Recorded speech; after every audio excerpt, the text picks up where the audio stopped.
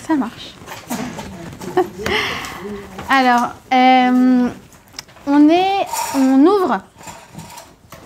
Vas-y. Si on peut pas avoir la réfoua chez les mains. Bezrat Hashem, la réfoua chez les mains de...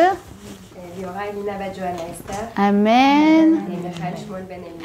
Amen. Et qu'on n'entende que des bonnes nouvelles et qu'on assiste Bezrat Hashem à des grandes smachot chez vous et chez tout le monde. Des carottes. Trois autres. Vas-y. Chaim Mordechai Ben Aliza. Amen. Réfoua chez les mains. Ken. Réfoua Shelema Shel Roland Ben Madeleine. Amen. Réfoua Shelema Shel Chaneli Chana Batler Nergalit. Amen, amen, amen. Ben Shar Cholé Amo Israël. Alors, on ouvre le second livre de la Torah. On ouvre le livre de Shemot, d'accord? Et en fait, on est dans une chute vertigineuse entre le livre de Bereshit, où on faisait connaissance avec nos matriarches, qui avaient l'intervention directe d'Akadosh Baruch Hu, d'accord? Dispute de couple typique entre Avram et Sarah. Qu'est-ce qui se passe? On a Dieu qui vient, qui intervient et qui dit « Kol Mashetomar Elecha Sarah, Tishma Bekola » Avram, tu dois écouter Sarah. D'accord? Et tout le livre de Bereshit, il est parsemé d'interventions directes d'Akadosh Baruch Hu. Et là, on arrive dans le Sefer de Shemot, dans le livre de Shemot, et Hachem a l'air absent. Et la situation est catastrophique, d'accord? Et on voit que, on a l'impression en tout cas que Hachem n'intervient plus directement. Et on se sent seul, on se sent perdu, d'accord? C'est une paracha qui est effroyable, mais qui commence par quoi? Par la lettre Vav. Le Vav, c'est toujours le crochet. C'est ce qui vient faire le lien, comme pour nous rassurer et nous dire non, t'inquiète pas.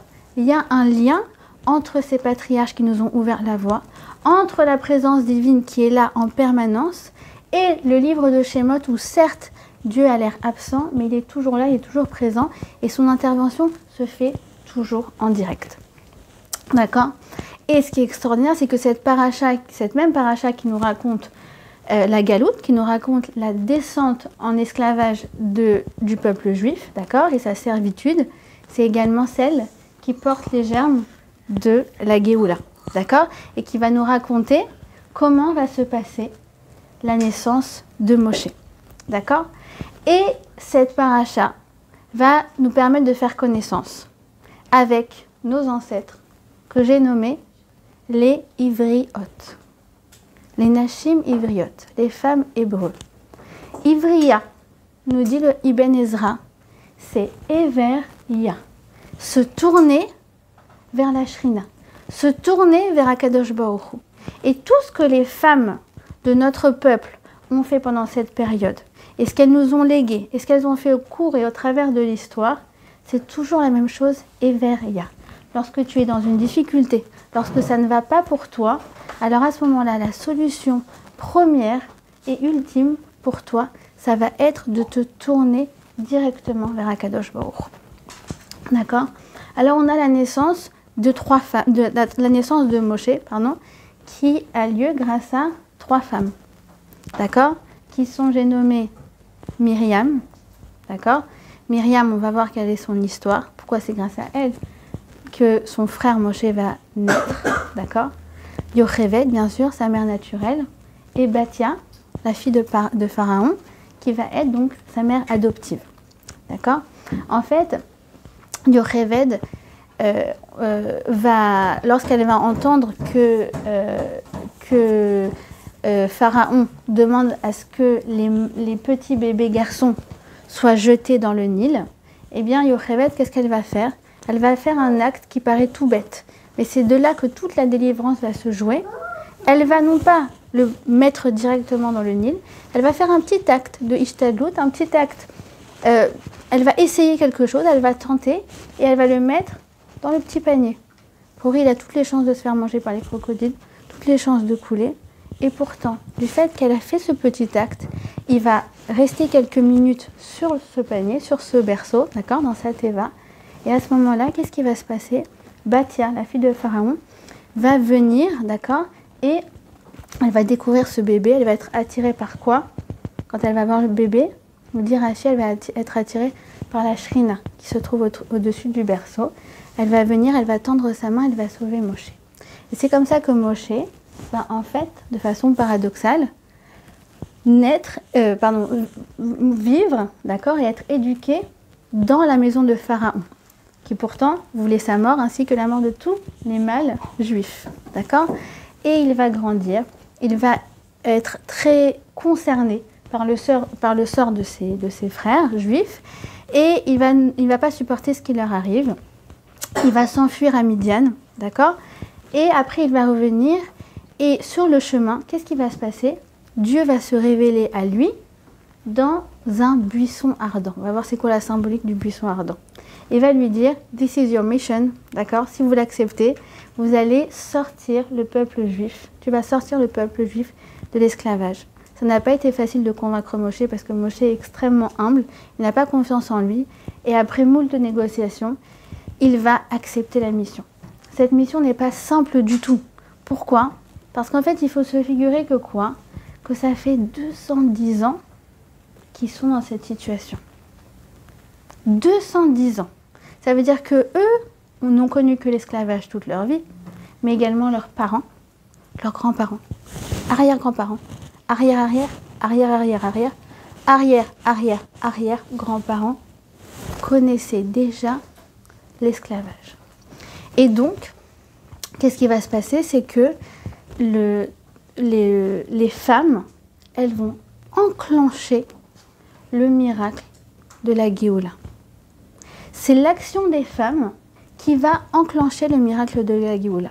Et il n'y avait, il faut comprendre une chose, aucune chance, mais alors aucune chance que l'on sorte d'Égypte. C'était Alcatraz, c'était impossible pour eux de sortir d'Égypte. De façon concrète, d'accord? Parce qu'il y avait des gardes partout, parce qu'il y a des fils barbelés partout, mais également, c'est ce qu'on va traiter, Bezrat Hashem, dans le cours de la semaine prochaine, à cause des barrières psychologiques. Quand tu connais que ce problème, finalement, quand on te dit, non mais tu sais quoi, la délivrance, elle va arriver, non mais tu sais quoi, tu vas te marier, non mais tu sais quoi, ça va aller dans ton couple. Finalement, tu as l'angoisse. Pourquoi? Parce qu'au moins, ton problème, c'est ta zone de confort. Tu connais. Au moins, tu connais. Et donc, ça va être difficile pour Moshe Rabbeinu lui-même de convaincre le peuple juif qu'il mérite quelque chose de mieux dans leur vie. Et pour ça, ils vont devoir dépasser leur blocage, et c'est ce qu'on verra dans le cours de la semaine prochaine. Mais ce qu'on va voir surtout dans ce cours-là, c'est quoi? C'est qu'est-ce qui se passe quand tu es dans une situation où concrètement, il n'y a aucune chance de s'en sortir. À chaque fois qu'on prononce cette phrase, il n'y a aucune chance que. Il n'y a aucune chance que je trouve un boulot dans ce domaine. Attends, dans le domaine de l'audiovisuel, non mais tu plaisantes, dans le domaine de la finance, non mais ça se compte sur les doigts de la main, les gens qui ont un bon job. Impossible, il n'y a aucune chance que. Problème de santé. Mais les médecins, ils ont dit, aucune chance, le diagnostic, il est là, il est clair, regarde la radio, le truc. Il n'y a aucune chance que. Dans mon couple, mais tu sais pas, les disputes, ça revient, et ça revient, et ça revient, et ça revient. Avec cet enfant, je me bats et je fais tout ce que je peux. Mais écoute, concrètement, il n'y a aucune chance que. Dès que tu dis il n'y a aucune chance que, la paracha de Shemot, elle vient et elle te met un coup de fouet.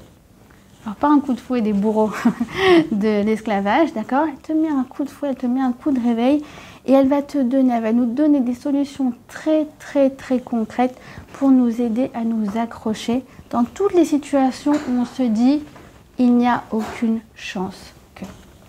D'accord? Alors, qu'est-ce qui va se passer? C'est que nous, quand on est face à aucune chance que, il y a un moment où on est à deux doigts de craquer. On dit quoi?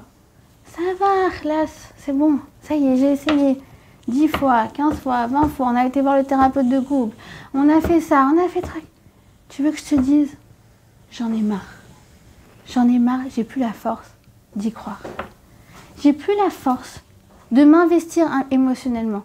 Tu sais combien de garçons j'ai rencontrés, ou j'ai pas rencontré d'ailleurs. Il y en a qui me disent, je crois que mon mazal, il est en train de faire la fête à Ibiza parce que, je sais pas, ça fait 10 ans que je tourne avec des bras cassés. Mais chaque date, elle me coûte. Chaque date, je m'investis. Chaque date, c'est quelque chose de nouveau. Je n'en peux plus de m'investir émotionnellement, d'y croire et d'être déçue. J'en peux plus. On comprend. D'accord? Alors, c'est justement la raison pour laquelle, Akadosh Baruch Hu, il a choisi de se révéler à Moshe au sein du buisson ardent. C'est quoi le phénomène du buisson ardent? C'est un buisson qui brûle, mais qui ne se consume pas.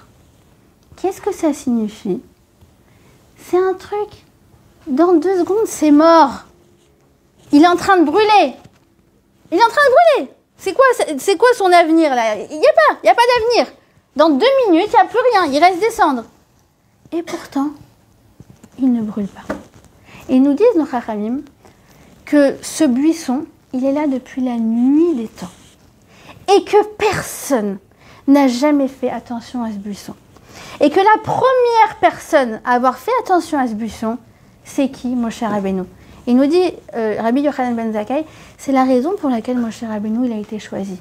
Parce que c'est la première fois que quelqu'un se dit, tiens, c'est quoi ce phénomène? Quelque chose qui a l'air mort et qui en fait a un potentiel d'être ranimé. D'accord? Et ça, c'est le message de Moshe Rabbeinu. Moshe Rabbeinu et toutes les femmes ivriotes de la période de l'esclavage en Égypte, elles ont un message à nous faire passer. Alors, je vous ai dit, c'est quoi la problématique du cours ce soir? Jusqu'où persévérer? Je vous donne la réponse immédiatement. Les filles, jusqu'au bout. Jusqu'au bout. Chez nous, on n'abandonne jamais. Kol azman chez Aner Dolek, Efchar letaken. Tant que la bougie est allumée, on peut encore réparer. Il dit, Rabbi Nachman de Breslev, c'est interdit d'être vieux. Sur quoi c'est interdit d'être vieux? A priori, on ne gère pas les rides, les trucs, ça vient tout seul. C'est quoi qu'il est interdit d'être vieux? Ça veut dire quoi? C'est quoi être vieux? C'est comme ça chez nous. C'est mort. On n'a jamais changé les choses. Ah, tu sais, ma fille, les Tunisiens, ils sont comme ça, les Marocains, ils sont comme ça. Tu ne pourras pas changer un Marocain. Ah, non, c'est comme ça. Non, les Ashkénazes, ils sont rasratiques. Excuse-moi. C'est quoi ce truc? C'est quoi cette généralité de Francisou? C'est quoi il est interdit d'être vieux? C'est interdit de dire c'est mort et ça ne changera pas. Interdit. Et c'est pour ça que les gens ils peuvent être jeunes et en vérité très vieux dans leur tête. Tous ceux qui réagissent comme ça, d'accord, comme je vous ai dit très souvent, Mektoub, c'est pas de chez nous. C'est comme ça, c'est Mektoub ma fille, qu'est-ce que tu peux y faire? On peut rien y changer, allez, ça va, jette l'éponge. Non, jusqu'au bout, on va persévérer. Et la question, ça va être comment persévérer, par quelle action persévérer et dans quel état d'esprit. Alors pour ça, il faut se replonger dans l'esclavage en Égypte. D'accord?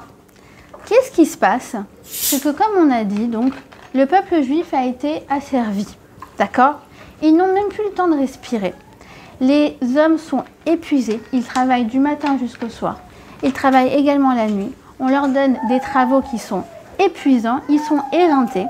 D'accord? Et de façon naturelle, vont se former au sein du peuple juif 2 groupes que j'ai nommés les hommes et les femmes.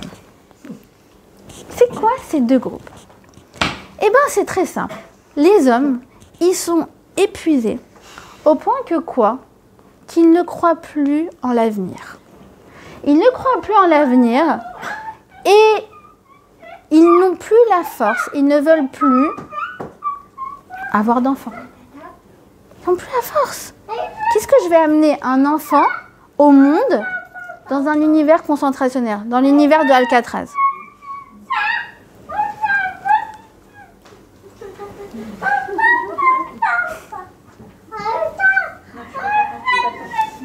Ça va. Elle est d'accord avec nous, je crois. Alors, qu'est-ce qui va se passer? C'est que les hommes, ils ne croient plus qu'un jour, ils seront libérés. Alors, c'est les femmes qui vont persévérer pour d'eux. C'est elles qui vont persévérer à leur place. Pourquoi? Parce que quand les hommes n'ont plus la force d'y croire, eh bien, les femmes, elles viennent et elles y croient pour d'eux. Qu'est-ce qu'elles vont faire? eh bien, elles vont faire des choses qui ont l'air toutes banales, toutes simples, mais qui sont en vérité la clé de la délivrance. Il nous dit comme ça le Talmud dans le traité Sota. On raconte qu'est-ce qu'elles faisaient les femmes. Alors, on nous dit comme ça que leurs maris, ils étaient épuisés, éreintés, et ils travaillaient la nuit dans les champs. Qu'est-ce qu'elles faisaient les femmes? Elles arrivaient au milieu de la nuit, 3h, 4h du matin, parfum Yves Saint Laurent, talons aiguilles, elles se faisaient belles. Première chose, elles se faisaient belles et séduisantes. Ce qu'elles faisaient dans la journée, c'est qu'elles pêchaient des poissons. Ces poissons, elles les prenaient, elles les mettaient dans des marmites d'eau chaude, d'accord, et elles les cuisaient en mode chaimi, d'accord, poisson à la marocaine, et elles apportaient ce plat à leur mari pour leur donner de la force. C'est vrai que quand tu n'as pas de force, rien de tel qu'un poisson chaimi, vous êtes d'accord avec moi. Alors elles arrivaient sur le champ et elles leur donnaient déjà à manger. Ensuite, elles prenaient les poissons et en fait, elles pouvaient les presser et de là extraire de l'huile. Et avec cette huile, qu'est-ce qu'elles faisaient? Elles leur faisaient des massages. Cette huile, elle avait des vertus cicatrisantes, d'accord? Parce qu'ils étaient fouettés par leur bourreau. Et donc, du coup, en fait, elle les soignait, d'accord? Avec cette huile qui avait des vertus donc, cicatrisantes. Et avec l'eau chaude, eh ben, qu'est-ce qu'elle faisait? Elle lavait leur crasse. Elle s'occupait de leur mari et elle leur donnait un coup de fouet, d'accord? Cette fois-ci dans le bon sens du terme. Et en fait, elle leur redonnait du courage. Et elle faisait quelque chose d'extraordinaire, c'est qu'elle les séduisait jusqu'à ce que, eh ben, ils aient envie de s'unir à elle. Et c'est de cette façon-là, avec des petits poissons, de la sauce raimi, de l'eau chaude, d'accord, qu'elles arrivaient à faire une chose extraordinaire qui était de donner la vie dans un univers qui avait l'air mort. Et ça, c'est la force des femmes. Pharaon, tu veux nous tuer? Notre manière de résister, c'est notre parfum Yves Saint Laurent. Et tu n'y arriveras jamais. Tu n'arriveras jamais à nous anéantir. D'accord? Et à travers ça, en vérité, elle leur donnait un signe. C'est quoi ce signe? C'est qu'a priori, si je me nourris, je me lave, je me soigne, c'est bien la signification que quoi? Que je crois au lendemain. Eux, ils étaient sales, ils prenaient plus soin d'eux. Vous savez que c'est un des signes de la dépression quand on prend plus soin de soi. Ils prenaient plus soin d'eux et en fait, ils ne voulaient plus avoir d'enfants. Pourquoi? Parce que l'enfant, c'est quoi? C'est l'avenir. C'est la vie, c'est l'avenir. Donc quoi? Donc eux, ils ne croyaient plus en l'avenir. C'est la raison pour laquelle ils ne voulaient pas avoir d'enfants. Et elles, qu'est-ce qu'elles faisaient? Nous disent nos sages, elles les prenaient comme ça, les enlaçaient, elles prenaient leur miroir et elles se regardaient, elles projetaient leur reflet dans le miroir et elles regardaient leur mari et leur disaient « Je suis plus belle que toi ». Ça veut dire quoi? Elles faisaient un concours de beauté homme-femme. Ça veut dire quoi? Je suis plus belle que toi. Mon reflet. C'est quoi mon reflet? Mon reflet de la vie. Ce que je me projette dans la vie, il est positif. Plus positif que ce que toi tu reflètes. En fait, elle leur donnait une leçon. Elle leur disait, si tu ne crois pas en l'avenir, moi je viens et je crois pour deux. D'accord? Et de cette façon-là, en fait, elles réveillaient leur mari et elles ont construit toute la génération qui allait être la génération qui allait sortir d'Égypte. D'accord? Ça veut dire qu'en fait, ces femmes, il faut comprendre une chose. Elles n'étaient pas folles. Parce que je me rappelle, alors, je le dis parce qu'en plus c'est filmé, quand j'ai fait ce cours il y a 2 ans, j'ai raconté tout ça et le lendemain je reçois un coup de fil d'une fille qui me dit « Oh là là, c'était extraordinaire parce que j'ai eu la réponse à ma question hier à ton cours. » Je dis « C'est quoi la question? C'est quoi la réponse ?» Et elle me dit « En fait, c'est très dangereux pour moi d'avoir un enfant, mais donc du coup, je prends un contraceptif depuis plusieurs années, mais grâce à toi, j'ai décidé que non, ça y est, j'allais arrêter. » Je dis « Alors pas du tout, d'accord, c'est pas du tout ce que j'ai dit. Qu'est-ce qu'a dit le médecin? Qu'est-ce qu'il dit ?» Je lui dis « Non, on reprend depuis le début. Elles ne sont pas folles. Si, que Dieu préserve, il y a un problème de danger, de vie ou de quoi que ce soit, c'est pas du tout ce qu'elle nous encourage à faire.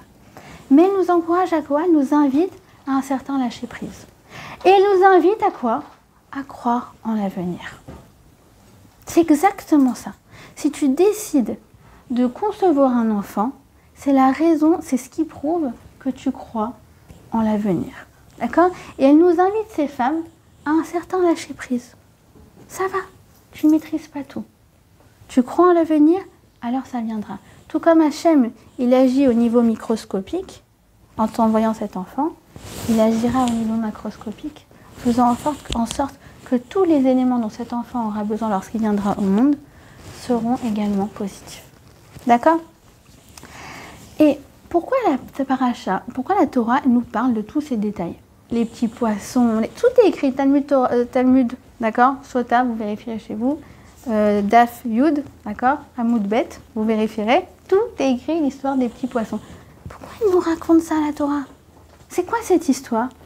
C'est pour nous faire comprendre que chaque chose, ne serait-ce que infime, qu'on fait dans la vie, a une hashpa'a, a une influence qu'on ne peut même pas imaginer. Au point que quoi, ces femmes à l'époque, on s'imaginait des petites grand-mères qui cuisinaient du poisson. C'était il y a 4000 ans. 4000 ans après, on se réunit chez Johanna pour parler encore de ça. En disant que quoi? Que ces gestes, ce sont eux qui ont en fait été à l'origine de la délivrance miraculeuse de tout le clan d'Israël. En vérité, ces femmes, elles viennent nous enseigner un principe fondamental dans notre vie. Elles nous disent quoi? Elles nous disent, c'est vrai que c'est Hachem qui fait tout. C'est vrai que c'est Hachem qui nous envoie les délivrances. C'est vrai.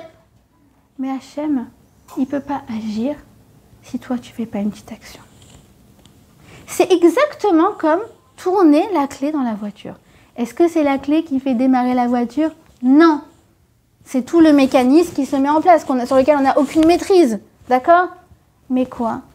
Tant que moi, je n'ai pas je n'ai pas fait tourner la clé, la voiture ne démarrera pas. Ça veut dire, oui, le phénomène de délivrance, c'est quelque chose qui me dépasse complètement. C'est pas dans mes mains. C'est tellement complexe. Mais en revanche, ça dépend de quoi? De ma petite action. On te dit quoi? On te dit, fais ce qui est à ta portée. Fais ce qui est à ta portée. Qu'est-ce qu'elles avaient, ces femmes, à leur portée? Elles ont dû regarder autour d'elles, elles ont dû dire, se rebeller contre Pharaon? Non. Prendre des armes? Non plus. Tout ça, on n'est pas capable. Faire du poisson, ça, j'en suis capable. Je suis capable, alors je le fais. Vous savez, c'est exactement... On partage la même femme de ménage, Johanna et moi, d'accord? C'est très propre chez toi, d'ailleurs. Et la dernière fois, je lui racontais, je lui disais qu'il y avait un grand problème de santé, etc. Et je lui ai dit, moi, très naturellement. Et donc, on a tous fait des chalotes, du pain. Et là, elle me regarde, elle fait, donc votre amie a un problème de santé et vous faites du pain. D'accord, mais c'est très logique, mais oui, bien sûr. Et là, sur le coup, je me dis, mais c'est vrai, quelle bêtise. Mais en même temps, moi, je ne suis pas médecin, je ne sais pas quoi faire de plus. J'ai quelque chose, une ségoula extraordinaire, que nous a donné le prophète, d'accord, qui est que quand que tu fais la afrachatrala, alors Hachem lui-même, il est maniach et abracha babaït, il vient et il fait déverser des flux de chesed et de bracha dans le monde. Et bien moi, qu'est-ce que je fais? Je fais comme ma grand-mère et comme mes ancêtres, quelque chose de complètement banal. Je prends de la farine et de l'eau et je fais ce que Hachem m'a ordonné. Et d'ailleurs, entre parenthèses, il y a 2 jours, on m'a envoyé un petit clin d'œil comme ça, justement sur l'afrachatrala, comment ça peut déclencher des miracles, mais pas seulement qu'au niveau ségoula, même au niveau concret. Une femme qui fait chez elle des soins du visage, elle a reçu, donc elle a fait ses chalotes. Les chalotes étaient au four, donc ça sentait très très bon. Et là, elle reçoit une cliente, quand je vous dis pas du tout religieuse, mais alors vraiment à des années-lumière, d'accord, de tout. Et elle arrive, elle fait ça sent bon chez toi. Elle s'allonge pour faire le soin du visage et elle lui dit, tu sais, l'odeur des chalotes comme ça me donne envie de faire quelque chose. Là, la femme, elle saisit le truc, c'est vrai. Elle lui apporte un sidour, elle lui dit, voilà, je te fais cadeau, tu veux faire quelque chose? Voilà, Birkat HaShachar, les brachot du matin, ça prend 5 minutes, Baruch Ata Hashem, etc. Elle lui explique tout. Elle m'a dit, depuis, c'était il y a 1 an, depuis, elle va à la synagogue le matin, c'est devenu que la fille, elle s'est renforcée complètement. Et ça partait de quoi? D'une odeur de chalote. D'accord? C'est quelque chose qui est entre tes mains, d'accord? Et tu vas voir que tu lâches prise et Akadosh Baruch Hu, il vient et il arrange tout ça. C'est exactement ce que les femmes, elles ont fait. Elles ont fait en vérité, si vous analysez bien, elles ont fait deux choses. La première, c'est agis à ta portée. Et deuxièmement, projette-toi du bien. Et en vérité, ça c'est le cercle vertueux de la vie. Pourquoi? Parce que si tu te projettes, ça te pousse à agir. Et si tu agis, forcément au moment où tu agis, tu es en train de te projeter que ça va aller mieux. C'est le cercle vertueux, d'accord? C'est le véritable coup de fouet que nos ancêtres ivriotes, elles ont fait au moment d'une situation la plus inextricable. Et en vérité, vous remarquez que quoi? Que quand elles ont décidé d'avoir des enfants malgré tout, elles ont agi en mode post-changement. Elles ont déjà agi comme si le changement il va arriver. Alors que nous, on dit, quand ça ira mieux, je ferai Shabbat. Non, mais quand ça ira mieux dans mon couple, alors je ferai comme ça. D'accord? Et d'ailleurs, vous remarquez que c'est une attitude très masculine, rationnelle de dire, voilà, quand ça ira mieux, eh ben, on se lancera. Et les femmes, nous complètement à l'envers, viens, on se lance et ça ira mieux. Il n'y a qu'une femme pour réfléchir comme ça. D'ailleurs, vous voyez quand, par exemple, les couples qui sont ensemble depuis genre 10 ans, d'accord, 7 ans, ou 2 ans, ou 3 ans, alors lui il dit non, mais viens d'abord, on a une situation et après on se marie. Qu'est-ce qu'elle dit la femme? Viens, on se marie, on a des enfants et les enfants ils nous enverront la situation. Non, non, viens d'abord, on a un travail stable. Tu comprends pas? Toi tu lances et avec l'enfant, toute la parnassa dont il a besoin, elle arrive. On est à l'envers, nous les femmes. On réagit complètement à l'envers. Mais c'est de cette façon-là qu'il faut réagir. Pourquoi? Parce que si on avait écouté les hommes, eh ben, on serait encore en Égypte depuis 4000 ans. D'accord? Alors, qu'est-ce qui va se passer? On a les stars de la sortie d'Égypte. D'accord? Que j'ai nommées d'abord les sages-femmes. Qui sont ces sages-femmes? Shifra et Poua. En fait, le pharaon, qu'est-ce qu'il fait? C'est qu'il veut absolument réduire l'élan démographique du peuple juif, d'accord? Alors, il va nommer des sages-femmes en chef, d'accord? Ça n'est qu'une stratégie, pourquoi? Pour en fait leur demander que si c'est un homme, un garçon qui naît, elle le zigouille, d'accord? Si c'est une fille, elle les laisse en vie. Pourquoi? Ça leur fait plus de femmes aux Égyptiens. Super, merci. Merci Pharaon. D'accord? Mais Pharaon, il n'assume pas encore sa cruauté. Et donc, il convoque Shifra et Poua. D'accord? Qu'est-ce qui va se passer? C'est qu'à ce moment-là, alors la petite Poua, qui n'est d'autre que Myriam, à ce moment-là, elle a 5 ans, d'accord? Et elle lui fait même pas en rêve. D'accord? Et là, on a Yocheved qui fait « Tais-toi, il va nous zigouiller. » Elle lui dit même pas en rêve. Même pas en rêve. D'accord? Et sa mère, elle calme ses ardeurs, mais évidemment, quand elle sort du palais de Pharaon, il n'y a pour elle aucun nombre de doutes, d'accord, qu'elles ne vont pas écouter les ordres de Pharaon, même si c'est au prix de leur vie. Tuer des bébés juifs, mais ça va pas. Plutôt mourir plutôt que ça. Qu'est-ce qu'elles vont faire? Elles vont aider les femmes égyptiennes, les femmes ivriotes, hébreux à accoucher, d'accord? Mais encore mieux, je vous ai dit, tout ce qu'on peut faire à notre portée, elles le font. Qu'est-ce qu'elles font? Elles ouvrent ce qu'on appelle un gmar. C'est quoi un gmar? Par exemple, une mère, elle a 2 hochets, d'accord? Et ben, elles prennent les 2 hochets et elles prennent un hochet pour une mère qui n'en a pas besoin. Ah, cette petite layette, tu n'en as plus besoin? Ben, je la récupère pour une autre fille, pour une autre femme qui va accoucher, etc., etc. Elles ouvrent un gmar de chesed. De plus, nous dit la Torah, qu'est-ce qu'elle faisait?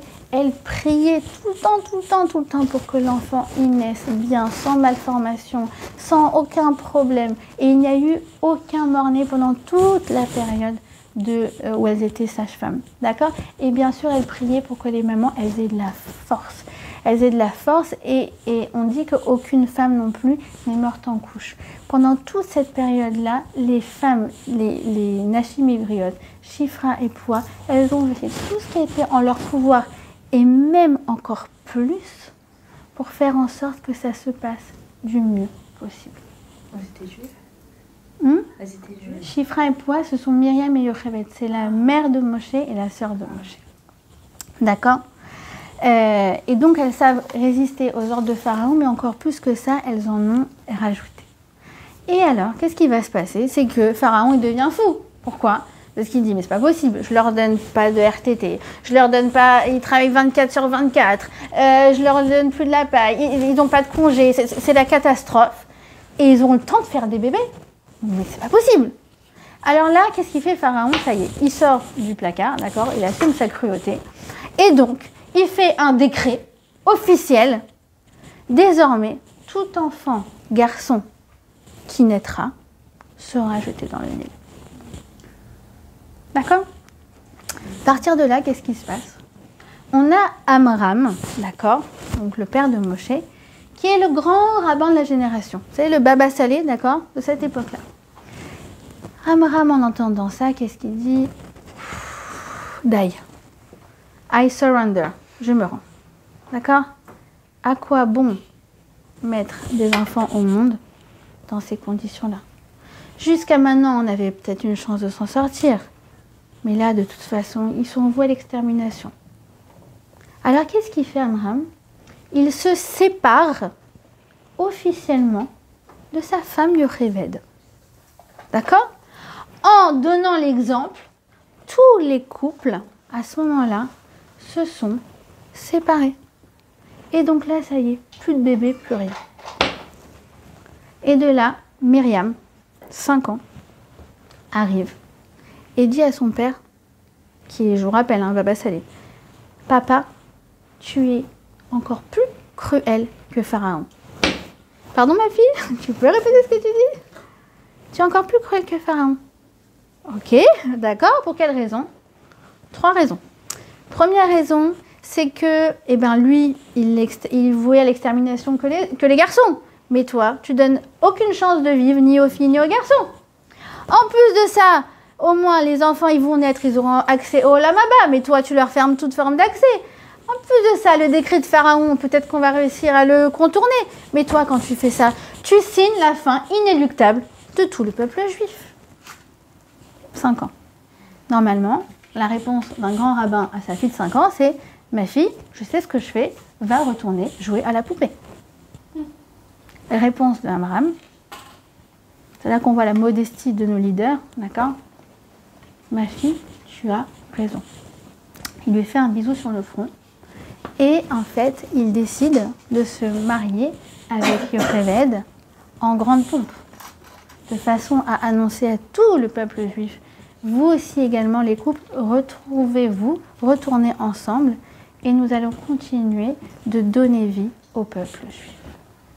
Ce soir-là, Myriam danse comme une ans, danse également comme un fou, et de cette nuit va être conçu Moshe Rabbeinu, qui naîtra 6 mois plus tard, parce qu'il est né avec 3 mois prématurément, qui va naître 6 mois plus tard, le jour du 7 Adar. D'accord? Ça veut dire quoi?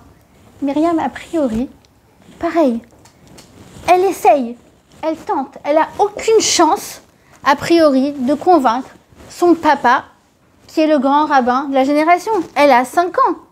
Bah, tu sais quoi? Elle l'attend. Elle l'attend.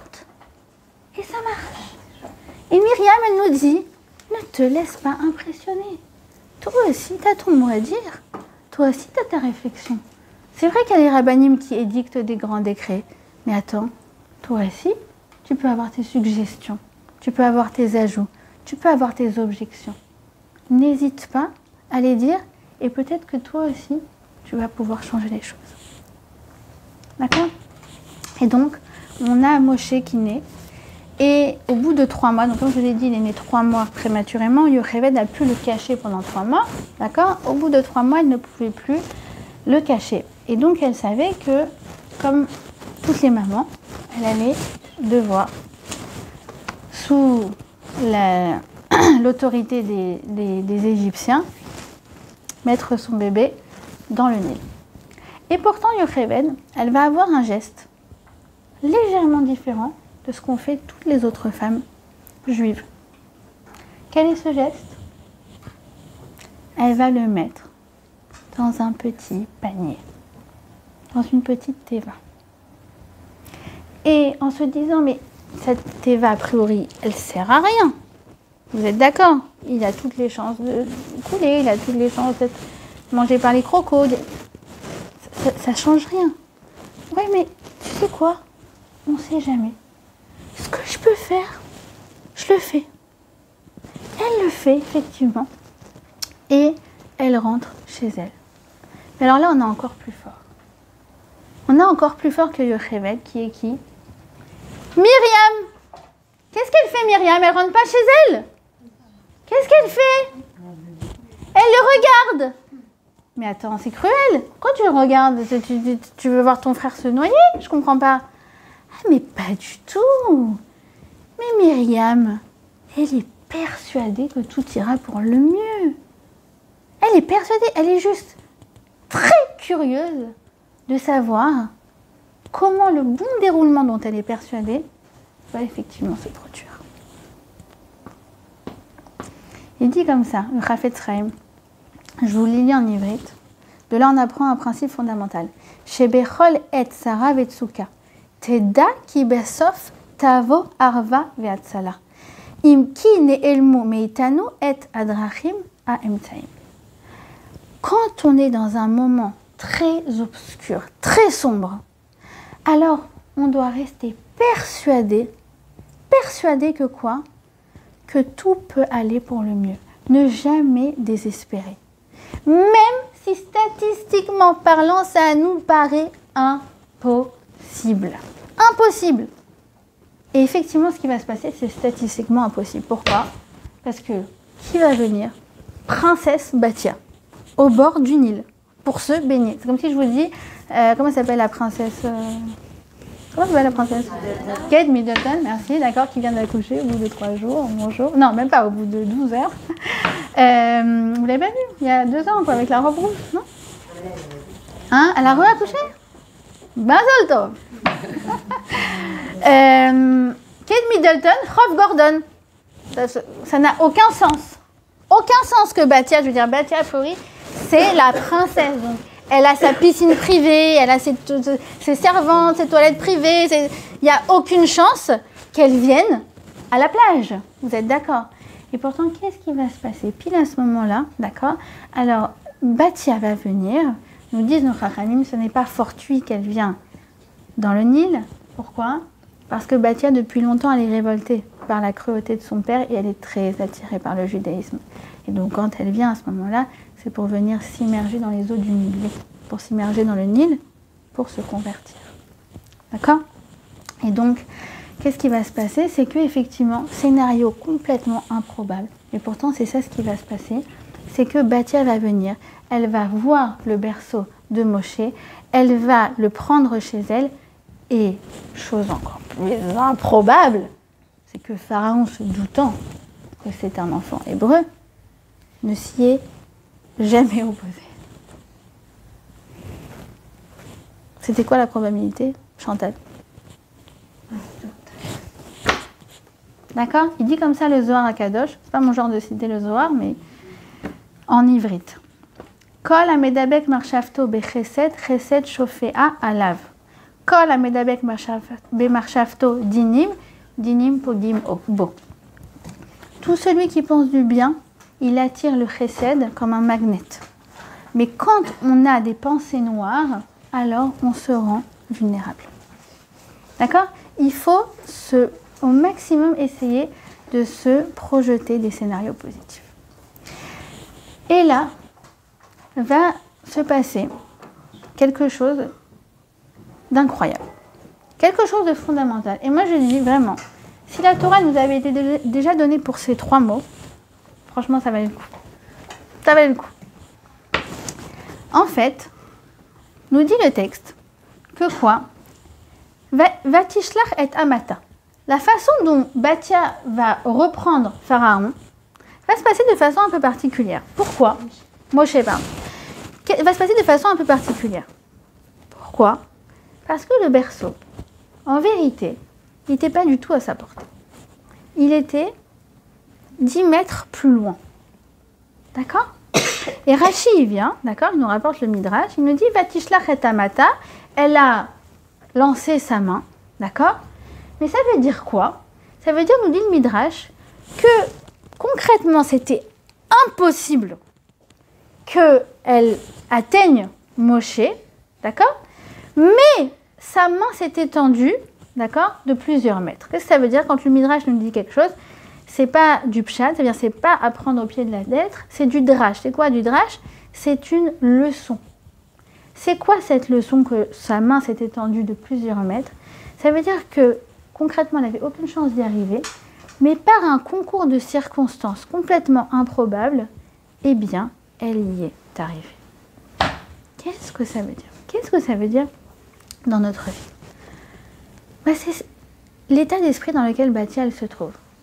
Batia, tu sais que tu n'y arriveras jamais. Tu sais que tu n'y arriveras jamais. Il est à 10 mètres. Et Batia, qu'est-ce qu'elle te dit? Je m'en fiche. J'essaye quand même. Combien de fois nous aussi on te dit mais tu sais que tu n'y arriveras jamais. Mais tu sais que tu arrives. C'est impossible, concrètement, c'est impossible, c'est mort. C'est mort, laisse tomber. Tu sais quoi? Je m'en fiche. J'essaye quand même. Et c'est ce que la Torah, elle te dit. Ta'aseh et shelcha. Fais ta part. Essaye. Essaye. Et tu sais pas la façon dont les choses elles vont se dérouler. Mais si toi-même à la base tu n'envoies pas ta main, comment tu veux que la délivrance elle arrive? Comment tu veux que la délivrance elle arrive? C'est impossible. Et qu'est-ce qui va se passer? C'est que c'est incroyable. Parce que Pharaon, qu'est-ce qu'il va demander? Qu'on jette tous les bébés dans le Nil. Et du fait qu'il l'a jeté dans le Nil, alors Batia l'a récupéré. Et du coup, qu'est-ce qui va se passer? Il va grandir dans le palais de Pharaon. Non, mais est-ce que tu vois un concours de un truc qui se retourne complètement contre lui-même? Contre lui-même. Pourquoi? Parce que tu as des femmes comme ça, bah, elles ont essayé. Elle a parlé à son père. Oh, miracle, ça a marché. Il a entendu, ça fait plus de 5 ans. Yocheved, elle sait pas. Elle dit, tu sais quoi, je vais pas le jeter directement. C'est la seule qui a fait ça. Je vais pas le dire, mais comment je vais le mettre dans un petit panier? On sait pas. Et Batia, elle arrive, elle dit, écoute, il est à 10 mètres, mais je sais pas, je m'en fiche, j'essaye. Tac, tac, tac, tac, tac, tac. Il est sauvé, il va devenir le Goël Israël et il va grandir dans des draps de soie, nourri et blanchi par le palais de Pharaon. Et tout ça, c'est les femmes qui ont mis en place. D'accord? En vérité, il nous dit quelque chose de fondamental. Le Rav Yakovson, il te dit comme ça, il te dit En ma'amatz shelo ose pri. Il n'y a aucun acte, aucun sourire, aucune pensée, aucune action aussi minime que soit, qui ne laisse pas une trace indélébile dans l'histoire de l'humanité. Toi, tu as l'impression que tu n'as rien fait. Tu as l'impression que ça fait 10 fois que tu essayes, que ça fait 100 fois que tu essayes, que ça fait 15 CV que tu envoies, que ça fait 20 interviews que tu fais, et que ça ne marche pas. Tout ça n'est qu'une illusion. Chaque petit pas, il a laissé sa trace et il a produit quelque chose, même si tu ne le vois pas immédiatement. D'accord? Ça veut dire quoi? C'est comme dans le monde physique. Dans le monde physique, je me rappelle une fois, mon beau-frère qui habite aux États-Unis, il nous a envoyé une vidéo. Donc il construisait, détruisait sa maison. D'abord, pour construire, il faut le détruire. Et donc, il s'est amusé lui-même. Il a dit au maçon, s'il vous plaît, laissez-moi abattre un mur. C'est mon rêve. D'accord? Donc, il est là comme ça. Et puis, paf, un coup, paf, 2 coups, paf, etc. Et au bout de, je ne sais plus, 15 coups, on voit le mur, paf, qui tombe. Et nous, on regarde la vidéo, ah, incroyable, t'es trop fort, etc. Maintenant, nous, il nous a fait un effet de style, il a envoyé que la dernière, d'accord? Paf. Mais en vérité, qu'est-ce qui a fait en sorte que le mur, il s'écroule? C'est pas le 15e coup. C'est les 15 coups. Chacun, il a produit son effet. Et sans un seul de ces coups, s'il y en avait un qui manquait, ça n'aurait pas fonctionné. Et toi, pour l'instant, tu voyais rien, tu voyais pas que ça bougeait. On ne voit même pas une fissure dans le mur. C'est invisible, mais ça produit ces trucs. D'accord? Ça veut dire quoi? Ça veut dire que nous, on a parfois une fatigue émotionnelle de s'investir et d'essayer et d'y croire et que ça ne marche pas. Cette fatigue, c'est la fatigue du safek, du doute. Et en vérité, c'est pas les efforts qui nous fatiguent. Ça n'a jamais été les efforts qui nous ont fatigués. C'est quoi? C'est cette sensation de doute et d'inutilité de nos efforts. De dire, mais ça sert à rien. En vérité, Akadosh Baruch Hu, il est quoi? Il est Ne'eman. Ça veut dire quoi qu'il est Ne'eman? Ça veut dire que non seulement il prend tous tes efforts, il les fait fructifier, mais il les met dans un domaine qui est bon pour toi et parfois encore mieux que ceux dans lesquels tu as investi des efforts. Je m'explique. Tu vois un garçon, une fois, deux fois, en échange, des trucs, il te prend la tête, des machins, des trucs, et ça dure 6 mois, et ça dure 1 an, et à la fin, ça donne rien. Ça donne rien. Et là, tu deviens folle, tu dis, mais c'est pas possible, Hachem, tu te moques de moi, c'est une blague. Tu m'as fait y croire, tu m'as fait m'investir, Et qu'est-ce qui se passe après? 6 mois après, tu rencontres un garçon, et là, tac, tac, tac, tac, ça se passe bien, ça, ce truc, hein. Comme Baruch Hashem, une amie qui nous a annoncé en 2 semaines une demande en mariage. Et 2 semaines avant, il n'y avait rien. 2 semaines avant, il n'y avait rien. Elle l'a rencontré et au bout de 10 jours, il a demandé en mariage. Mais c'est quoi? C'est le fruit de tous les efforts que tu as fait avant. Tous les efforts. Akadosh Baruch Hu, il les a pris, il les a placés dans un coffre, d'accord, qui est encore mieux que le placement que toi, tu croyais faire. C'est exactement comme un banquier. Imaginons que tu ouvres un plan d'épargne, d'accord? Et le banquier te dit, mettez votre argent, je vous assure, il va fructifier. Faites-moi confiance. Surtout, ne vous arrêtez pas. Et toi, tu mets 100 shekels le premier mois, 200 shekels le premier mois, 3, etc. Puis au bout d'un an, tu veux savoir où est-ce qu'il en est sur ton compte d'épargne. Tu arrives et tu tombes sur l'employé. Et là, l'employé, elle te dit, ah, le plan d'épargne truc, bah, vous n'avez rien dedans. Et là, tu dis, mais c'est un voleur, et je lui ai donné mon argent là, et je lui ai investi, j'ai truc, il a tout pris, il est parti avec. Je vais voir le patron. Et là, elle te dit, pas de problème, allez voir le patron. Et là, tu rentres, tu dis, vous m'avez pris votre argent, etc. Et là, il te dit, ah non, pas du tout, madame, vous me prenez complètement sur mon compte. Pourquoi? Votre argent, je ne l'ai pas mis dans les plans d'épargne A. Il n'était pas assez rentable pour vous. Je l'ai mis dans le plan d'épargne B. Et sachez que quoi? Vous n'avez pas 12 000 shekels maintenant. Vous avez 120 000 shekels. Certains, tu ne sais pas, mais tu ne comprends pas les choses, la façon dont elles se font. Mais Akadosh Baruch Hu, il est Ne'eman. Il prend chacun de tes efforts, il le fait fructifier dans un domaine qui est bon pour toi. C'est la raison pour laquelle, dans la paracha de la semaine prochaine, il va se passer quelque chose de très bizarre. Très, très, très bizarre. En fait, il va y avoir donc les différentes plaies, d'accord? Et en l'occurrence, la plaie des grenouilles. D'accord?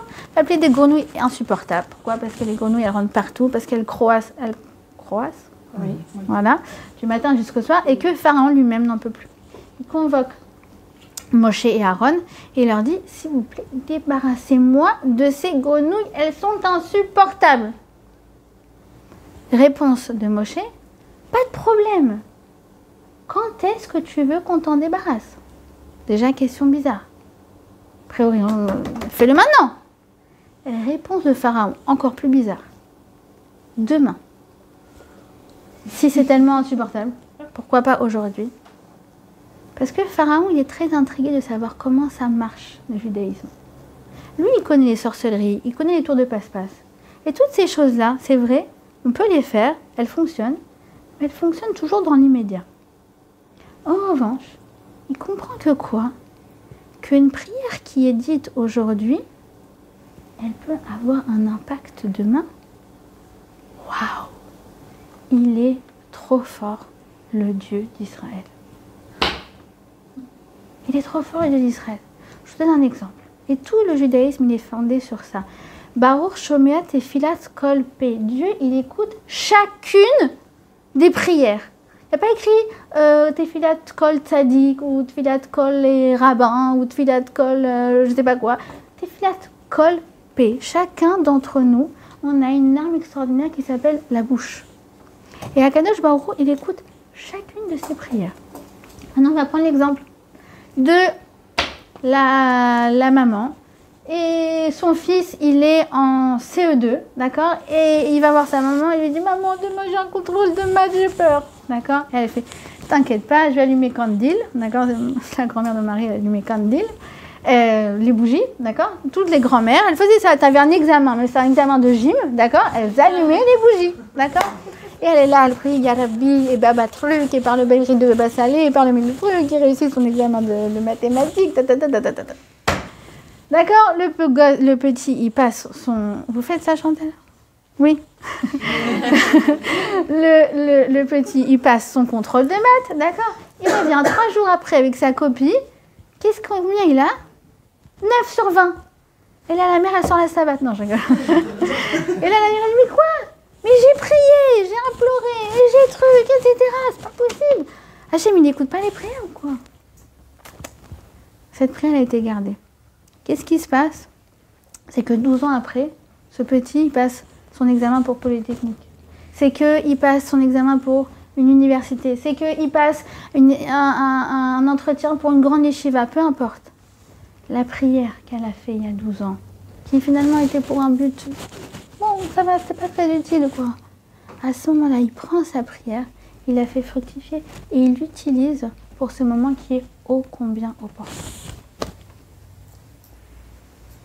C'est pour ça qu'il faut prier aussi quand ça va bien. On a besoin de se faire des réserves, des capitaux de tfilot. Je vais raconter une histoire incroyable. Dans les années 50, il y a à Bnei Brak, d'accord, à la yeshiva de Poniovitch, 2 enfants, des ados, d'accord, qui arrivent, vous savez, à l'époque, c'était des enfants du kibbutz, d'accord, de Shomer HaTzaïr, avec des culottes courtes, d'accord. Et ils arrivent les 3 et ils disent, on est intéressés à étudier la Torah. Et là, phénomène qui n'existait pas à cette époque-là, dans les années 50, d'accord, il y avait une guerre. Il n'y avait pas comme maintenant ce qu'on apportait les Français, les gammes véganes, d'accord? On est un peu religieux, mais pas trop, d'accord? C'était soit très religieux, soit pas du tout, d'accord? Et là, des gens qui arrivent du kibbutz à Bnei Brak pour dire on va apprendre la Torah, ça n'existait pas, d'accord? Les rabbinim sont tellement perplexes qu'ils vont voir le grand de la génération, donc le Chazon Ish. Ils vont voir le Chazon Ish, et le Chazon Ish leur donne des instructions très claires, leur dit vous les accueillez, vous leur expliquez depuis toute la Torah, vous les rapprochez, etc., etc. Et puis surtout, vous allez ouvrir des structures. Parce qu'aujourd'hui, ils ne sont que 3, mais vous verrez, dans quelques années, ils seront des dizaines de milliers par an. Alors là, les rabbinim m'ont dit, mais c'est quoi, vous faites une prophétie ou quoi? C'était vraiment prophétique. Le Chazon Ish, il a dit, ah mais pas du tout. C'est très simple. Vous avez vu le XXe siècle qu'on a passé? Les cantonistes, les communistes, la Shoah, toutes ces mamans qui ont prié pour leurs enfants, toutes ces mamans qui ont prié, toutes ces larmes qui ont coulé, toutes ces prières, elles sont parties où, vous croyez? Elles n'ont peut-être pas produit l'effet escompté au moment T, mais aujourd'hui, au moment de Ikvé des Mashiach, de la veille de la Géoula, elles sont en train de produire leur effet et de faire en sorte que beaucoup de Juifs reviendront à la Torah.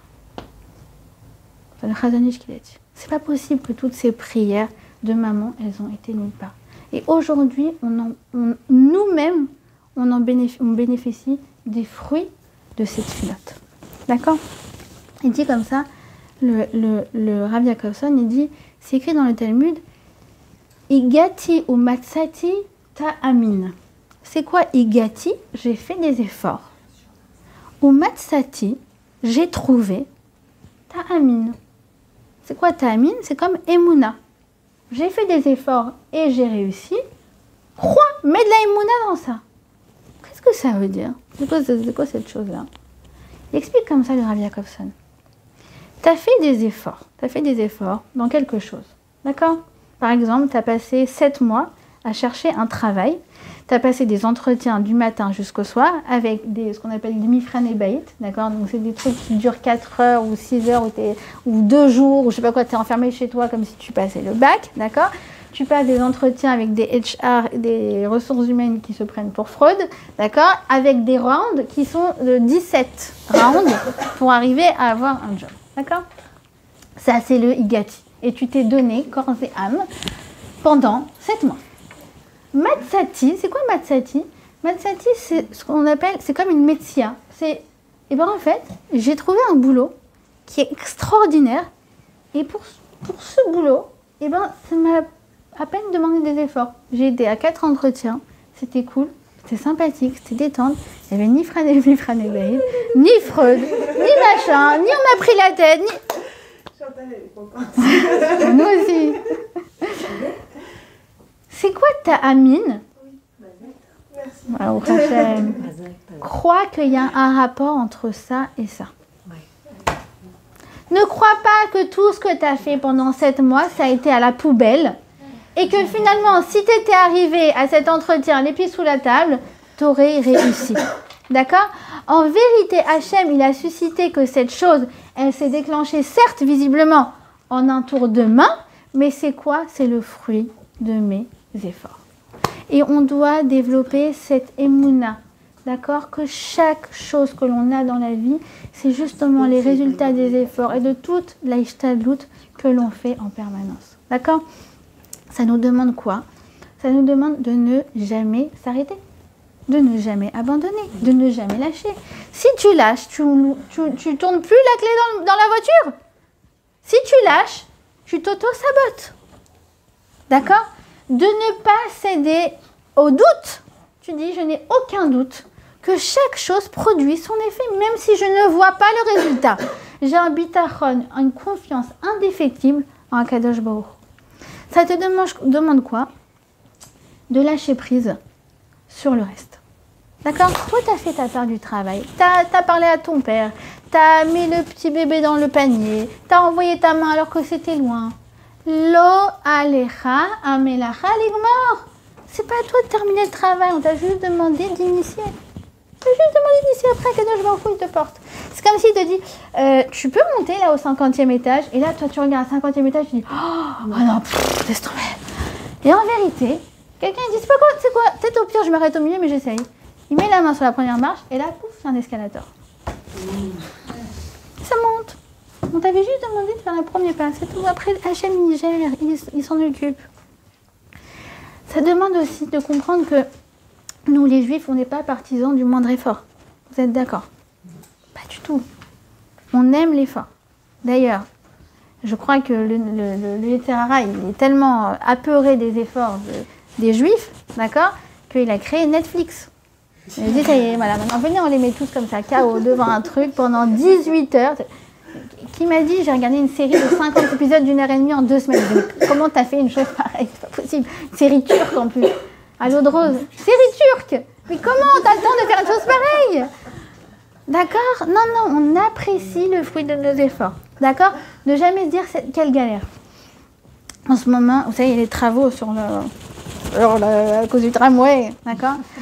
Alors, avant, je mettais 10 minutes pour aller chercher mon fils, peut-être une demi-heure pour faire la tournée, d'accord? Et là, je mets genre 1h15. La dernière fois, je suis restée 35 minutes dans le même tronçon de rue, comme ça, d'accord? En temps de garder la patience. Et je me suis dit, non, c'est pas grave. C'est pas grave, parce que Kadosh Baruch Hu, là, on est d'accord qu'on ne cherche pas non plus les efforts inutiles, hein, on n'est pas débiles.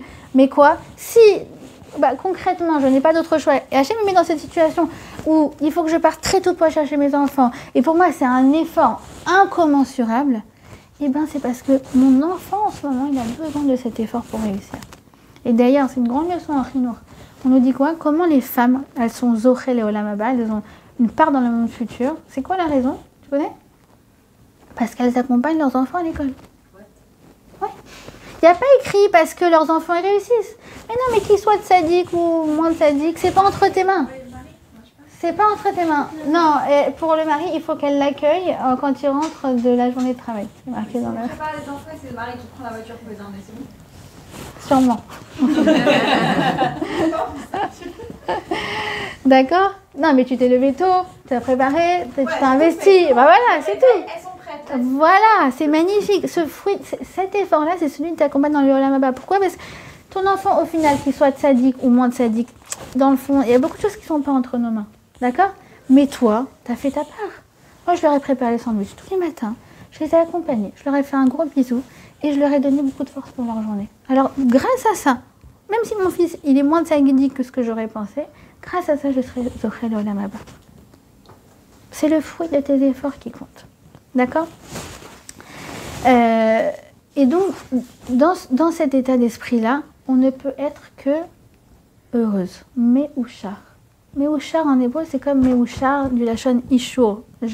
Pourquoi? Parce que Hachem, je sais qu'il a gréé chacun de mes pas, chacun de mes gestes. Quand j'ai une bonne kavana, il a gréé et il me récompense.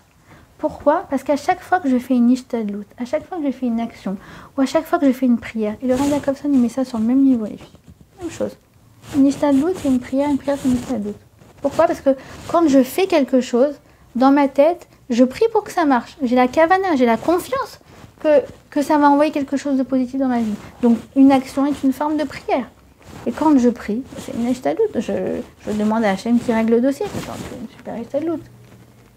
Donc, chaque petit geste que je fais, je sais qu'il est agréé par Akadosh Baruch Hu. Et c'est ça, en vérité, qu'il faut attendre de nous. C'est pas les miracles. Pourquoi? Parce que les miracles, ça n'a jamais changé personne. La preuve, c'est que quoi? Écoutez bien, c'était mon grand ridouche de ce matin. C'est quoi? C'est que les hommes, ils ont été portés par leurs femmes. On a expliqué tout ça. D'accord?